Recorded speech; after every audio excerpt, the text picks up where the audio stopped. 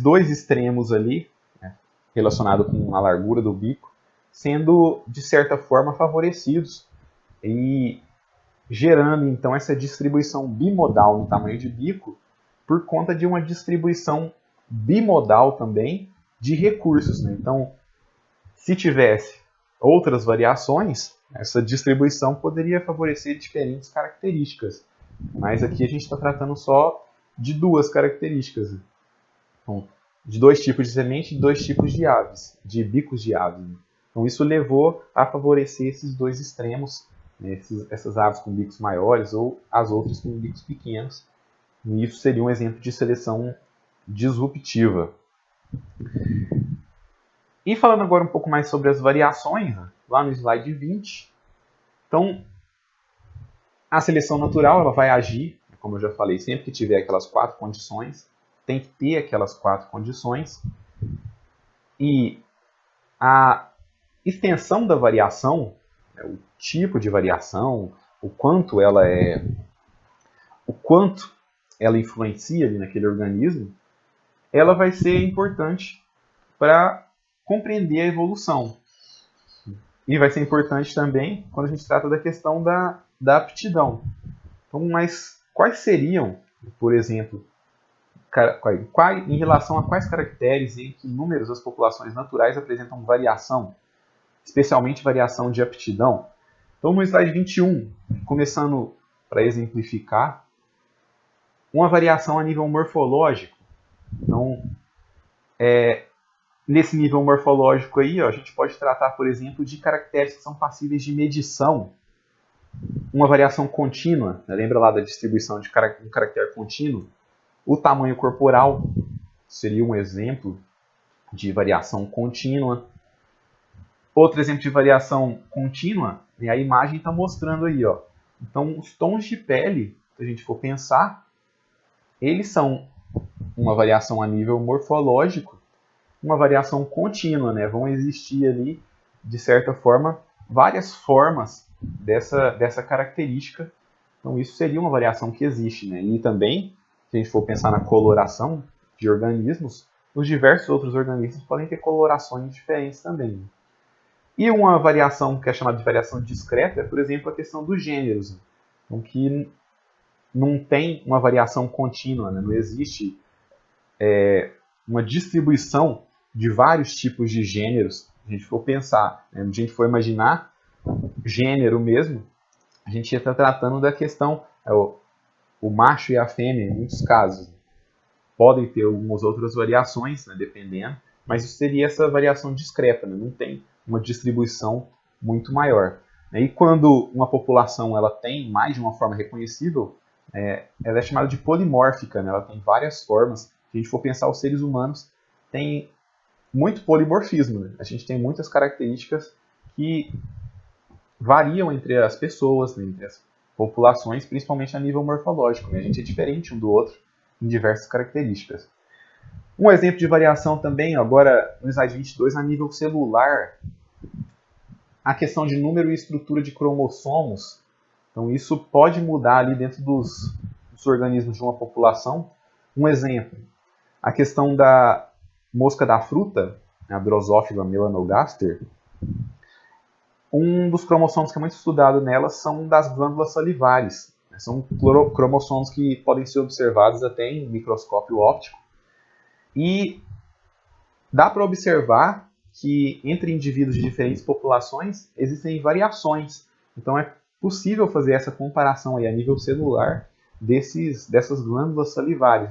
Aqui tem a imagenzinha desse cromossomo, como é que é essa característica dele. Então ele vai ter diversas bandas, a gente vê aí esse padrão aí diferente de colorações, e essas bandas elas vão ser diferentes entre indivíduos, né? Vão ter sutis variações. Isso seria uma variação ali a nível celular que vai existir. No slide 13, né, falando mais geral aí, também pode ter variações a níveis bioquímicos. Então podem existir, por exemplo, se a gente for pensar a nível de plantas, por exemplo, quando eu tratei com vocês lá na biotecnologia, a nível bioquímico a gente pode falar de proteínas. Lembra que as proteínas podem ser utilizadas como marcadores, né?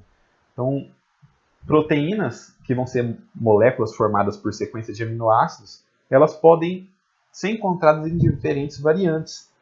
Isso porque, né? Lembra que pode ter diferentes variações ali na mensagem, na informação que está no DNA. Então pode formar uma proteína um pouquinho diferente, mas com a função similar, né, entre os outros organismos.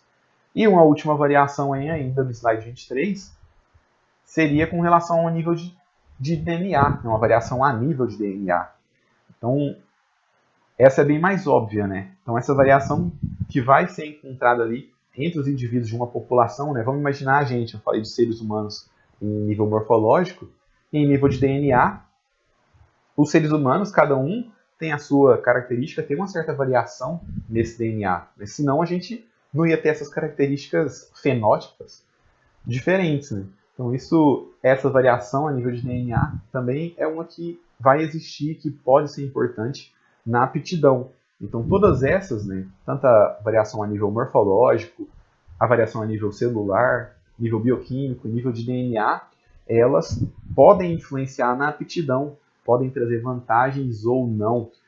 Então por isso que elas são importantes, né? E as populações naturais, elas vão apresentar variações em todos os níveis, né? Aqui seriam alguns exemplos dessas variações que vão existir.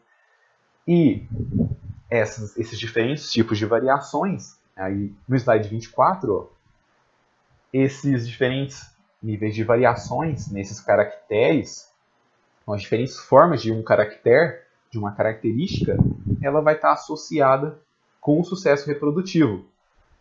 E isso vai determinar o grau no qual o indivíduo ele contribui para a prole, para a próxima geração.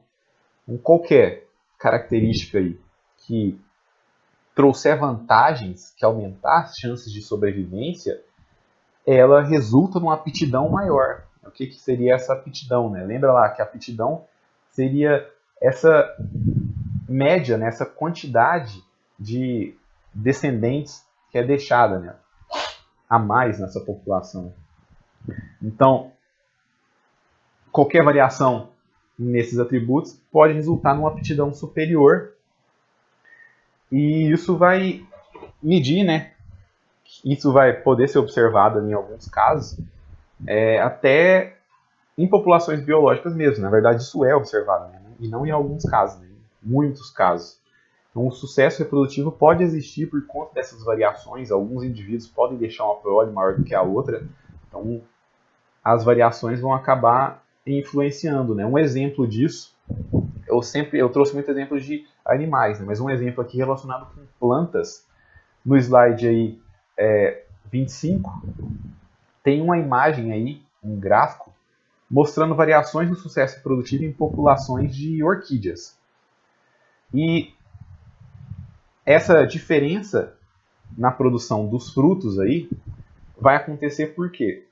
Porque alguns indivíduos não se reproduzem e uma minoria bem-sucedida acaba contribuindo com um número desproporcional de prole.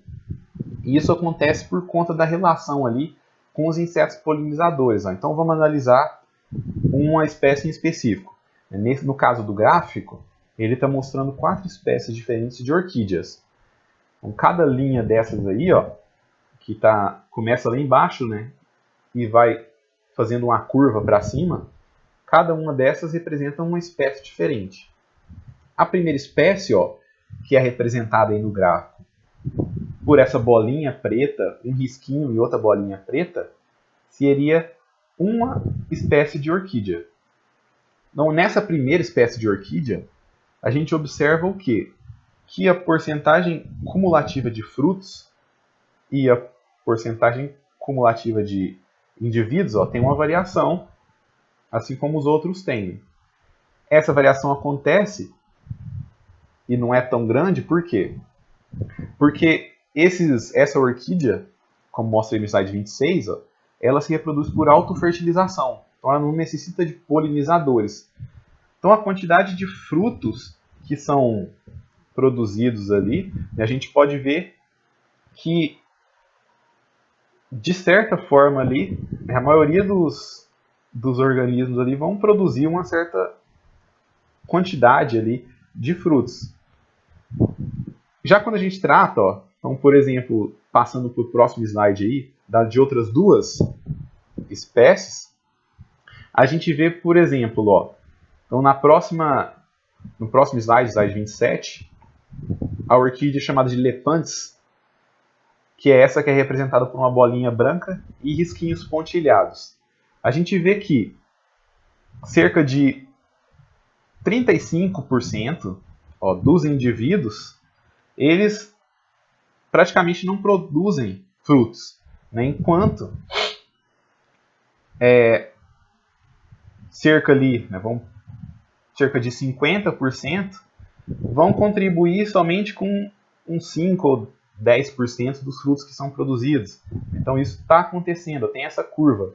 Por que acontece essa diferença aí já nas taxas reprodutivas?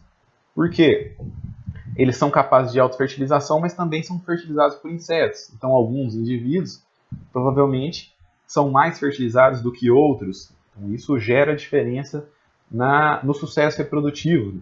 E por último, ó, a outra orquídea aí, que é a que tem de certa forma, uma curva mais diferente, que é essa Encília cordigera, no slide 28, ó, que é representada no gráfico por o quadradinho em branco e o pontilhado. A gente vê que uma pequena parte da população é que vai conseguir contribuir ali com frutos. Porque essa espécie é uma que depende muito de polinizadores. E ela acaba também, ela de certa forma engana os seus polinizadores e os insetos evitam elas. Então a gente vê que isso influencia no sucesso reprodutivo dela. Né? Então isso, 4 espécies diferentes de orquídeas com características diferentes, tendo sucesso reprodutivo diferentes por conta dessas características que vão existir, né, que vão ocorrer. E as variações, terminando aí no slide 29, elas vão ser criadas, vão surgir de que forma? Então, podem surgir, por exemplo, por meio de mutações, por meio de recombinações. Então, isso vai acontecer, né? Lembra que o processo que ocorre ali nas células de tradução, de replicação, transcrição, eles são suscetíveis a erros. Né? Então, isso seria algo que pode acabar levando a mutações, por exemplo, mas a recombinação também é algo que ocorre e que pode levar à formação de uma variação nova. Né? Não necessariamente essa variação ela vai ser vantajosa, tá? Mas ela pode surgir ali aleatoriamente e se ela for vantajosa, se ela gerar um caractere vantajoso, ela vai ser mantida nessa população ao longo do tempo, né? Mas lembre-se que o surgimento dessas novas variações, ou como está mostrado no slide 30, o surgimento de um genótipo recombinante ou mutante, ele não tende a ser, ele não segue uma tendência de ser uma melhoria adaptativa. Ele ocorre ao acaso. A seleção natural ela não impõe uma direção para que ocorra essa mutação. Essas variações elas não são direcionadas, elas ocorrem ao acaso. A mudança ambiental ela não determina que apareça uma mutação do tipo certo. Pode ser que aconteça uma mutação e pode ser que ela seja do tipo certo. Mas isso não quer dizer que é a seleção natural que empurrou aquela mutação para que ela acontecesse daquele jeito. Então, mutações dirigidas adaptativamente, né, como são chamadas essas mutações aí que seriam no sentido da adaptação, elas são muito improváveis. Elas acontecem muito mais ao acaso. Mutação e recombinação levam essas variações mais ao acaso e que, caso elas sejam vantajosas, tragam vantagens, elas podem ser mantidas na população.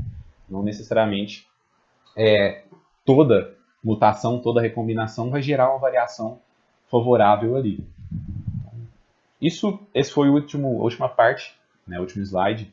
Eu achei que seria interessante eu passar isso para vocês de forma um pouco mais resumida do que eu passaria na aula, né?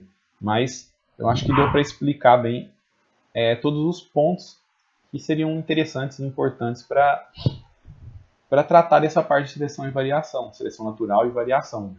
Espero que vocês tenham